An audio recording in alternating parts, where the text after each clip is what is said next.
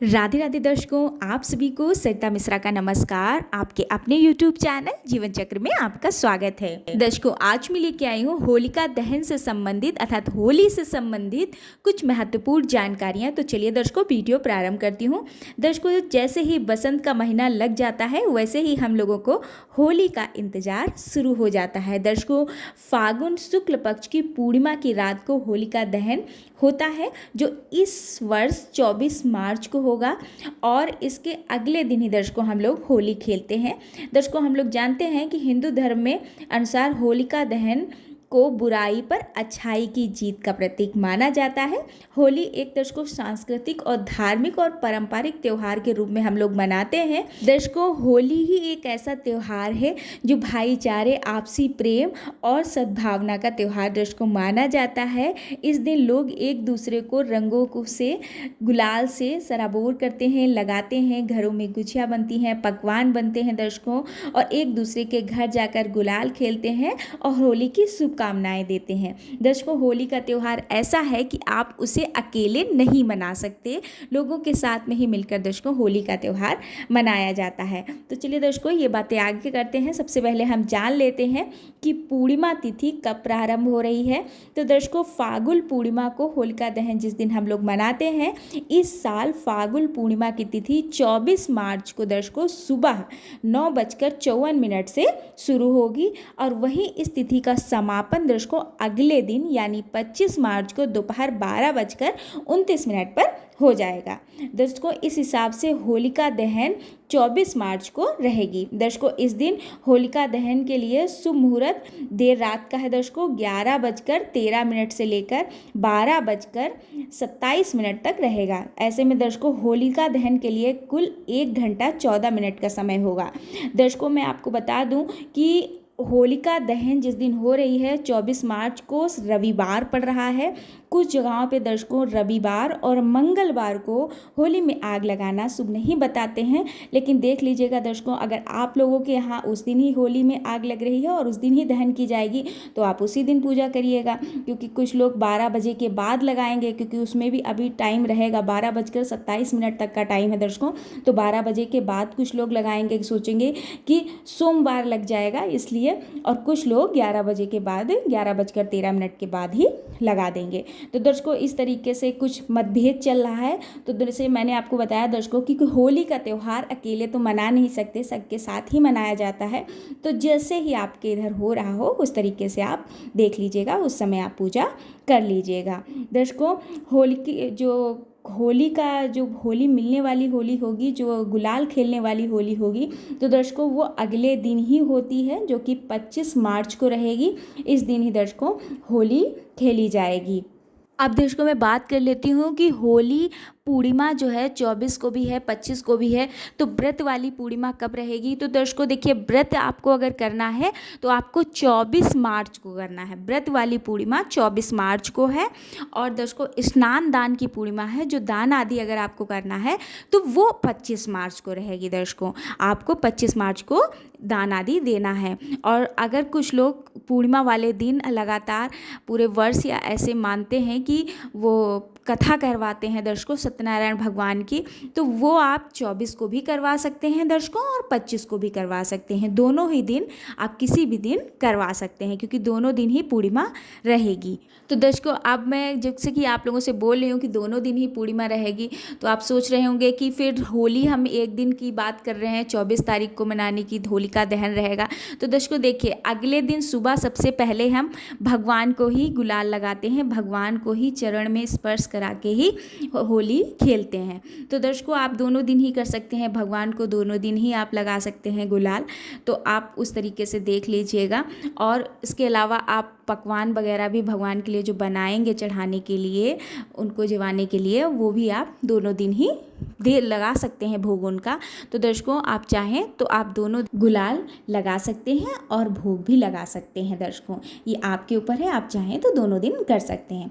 अब दर्शकों, मैं पकवान की बात करूं कि होली के दिन क्या पकवान बनाएंगे, तो दर्शकों सबके यहाँ अलग अलग पकवान बनते हैं। कुछ लोगों के यहाँ दर्शकों मीठे पुआ बनाए जाते हैं और वो ही भगवान को भोग लगाया जाता जाता है। और कुछ लोगों के यहाँ दर्शकों गुझिया बनती है, कुछ जगहों पे तो गुझिया का भोग लगाया जाता है। उसको हमारे इधर गुझिया बनती है तो हम लोग तो गुझिया का ही भोग लगाते हैं। गुलाल आदि भगवान को लगाने के बाद में, पूजा करने के बाद गुझिया का उनका भोग लगाते हैं। तो दर्शकों देख लीजिएगा, आपके यहाँ जिस चीज़ का भोग लगाया जाता हो तो पहले आप वो पकवान बनाकर भगवान को भोग लगाइए, पूजा कर दीजिए, उसके बाद में ही किचन में पकवान बनाइएगा। क्योंकि कुछ लोग क्या होता है ना कि इस दिन लहसुन प्याज जो बनाएंगे कोई भी पकवान, तो लहसुन प्याज उसमें पड़ता है। अगर खाते हैं आप लोग तो लहसुन प्याज का अगर आप प्रयोग कर रहे हैं, उस बीच आप पकवान तो भगवान के लिए कोई भोग नहीं बना सकते, इसलिए आप पहले ही बना लीजिए दर्शकों भगवान के लिए। उसके बाद में आप जो मर्जी चाहें वो आप पकवान बना सकते हैं जो आपके यहाँ बनता हो। तो चलिए दर्शकों, अब हम बात कर लेते हैं जो चंद्र ग्रहण की बात लग रही है कि चंद्र ग्रहण लग रहा है। तो दर्शकों चंद्र ग्रहण भारत में नहीं लग रहा है, अपने यहाँ चंद्र ग्रहण नहीं दिखाई देगा, इसलिए यहाँ पे सूतक भी नहीं लगेगा दर्शकों। इसलिए चंद्र ग्रहण का मान्य नहीं है, तो इसलिए चंद्र ग्रहण के बारे में नहीं सोचना है दर्शकों। चंद्र ग्रहण की यहाँ पे कोई बात नहीं हो रही है, क्योंकि चंद्र ग्रहण यहाँ पे लग ही नहीं रहा है। दर्शकों अगर मैं बात करूं कि उस दिन किस तरीके से सुहागिन स्त्रियों का बात करूं, तो देखिए पूर्णिमा है लेकिन आपको बाल धुलने हैं, क्योंकि देखिए दर्शकों होली खेलेंगे तो बाल तो गंदे हो जाएंगे, तो आपको धुलना ही पड़ेगा, तो आप बाल धुल सकते हैं। इसके साथ ही दर्शकों बात करूं नए कपड़े पहनने की, तो दर्शकों मैंने अब आपको पहले वीडियो दिया है कि खरमास लग चुका है, तो खरमास में दर्शकों नए वस्त्र नहीं धारण करती हैं। लेकिन अगर आप चाहें पहनना ही चाहते हैं तो पहले दर्शकों गौरा माता को पहना दीजिए, गौरा माता को स्पर्श करा दीजिए, या अगर कोई कुमारी कन्या है घर में लड़की तो उसको पहना दीजिए या उसको स्पर्श कराइए, उसके हाथों में दे दीजिए, उसको कुछ खिला दीजिए। जूठा होने के बाद में आप उसको पहन सकते हैं, कोई नया वस्त्र अगर है तो बच्चे पहन सकते हैं, उसमें दर्शकों कोई दोष नहीं है। लेकिन मैं ये बात कर रही हूँ सुहागिन स्त्रियों की दर्शकों, तो उनको नहीं पहनना चाहिए, क्योंकि खरमास में बताते नहीं पहनते हैं। लेकिन अगर आपको पहनना है तो इस तरीके से आप पहन सकते हैं करने के बाद। अब होली की पूजा की बात करूं दर्शकों, तो अगर किसी की नई शादी हुई है, नई विवाहित महिला है, उनकी अभी नई शादी हुई है, तो दर्शकों उनको होली की पूजा नहीं करी जाती है। पहले प्रथम वर्ष में जो शादी होती है, अगर उस वर्ष ही अगर होली पड़ती है ससुराल में या मैके में जहाँ भी आप मना रहे हैं, वो होली की पूजा नहीं की जाती है। और दर्शकों हम लोगों के इधर ज़्यादातर पहली होली मैके में मनाते हैं, तो आप लोगों के यहाँ जहाँ भी मनाई जाती हो आप मनाइए, लेकिन पूजा नहीं की जाती है दर्शकों। कहते हैं होली जलते हुए भी नई विवाहित महिला को नहीं देखना चाहिए। इसके साथ ही दर्शकों कहते हैं गर्भवती महिला को भी होली को जलते हुए नहीं देखना चाहिए। तो देख लीजिएगा, अगर आपके यहाँ भी ऐसा माना जाता है तो आप ऐसे, अगर कोई है गर्भवती महिला या नई अभी आपकी शादी हुई है तो आप भी मत देखिएगा।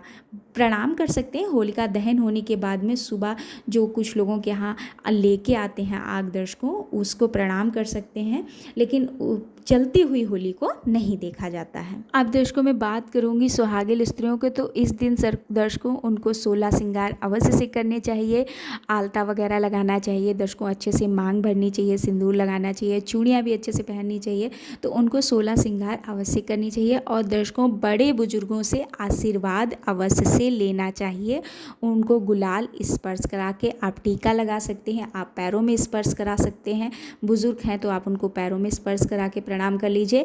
अब मैं बात करूंगी दर्शकों होली में क्या चढ़ाना चाहिए। होलिका जब दहन होती है उस समय, तो दर्शकों देखिए कुछ लोगों के यहाँ होता है कि गुछिया चढ़ाते हैं, धूपबत्ती लगाते हैं और उसके साथ ही सरसों डालते हैं उसमें। इसके साथ ही कुछ लोगों के यहाँ दर्शकों तिल भी डालते हैं, सरसों डालते हैं, अक्षत डालते हैं, पीली राई डालते हैं, और इसके साथ ही दर्शकों गुलाल भी डालते हैं। ये सब चीज़ें होलिका में डाली जाती हैं। इसके साथ ही दर्शकों चने डालते हैं, हरे चने हो गए, और गेहूं की बालियां दर्शकों विशेष करके डाली जाती हैं, गेहूं की बालियां विशेष करके उसके अंदर डाली जाती हैं दर्शकों। फेरी लगाई जाती है, 7 फेरी लगा के डालते हैं। इसके साथ ही दर्शकों कुछ जगहों पे जो घर के पुरुष होते हैं वो कच्चे धागे से फेरी लगाते हैं और वो भी डाले जाते हैं, या फिर पुरुष जो होते हैं घर के उनको 7 बार पैर से और सिर तक धागे को वार कर होलिका दहन जब हो रही होती है उसमें डाल दिया जाता है। दर्शकों ऐसे भी करते हैं कुछ जगहों पे।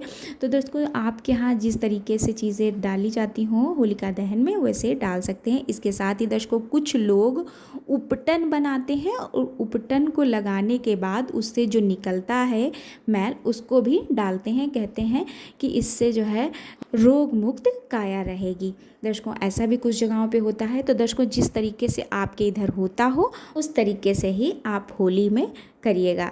दर्शकों इस छोटी छोटी जानकारियों के साथ उम्मीद करती हूँ आपको वीडियो अच्छा लगा होगा। मिलते हैं अगले वीडियो में। राधे राधे।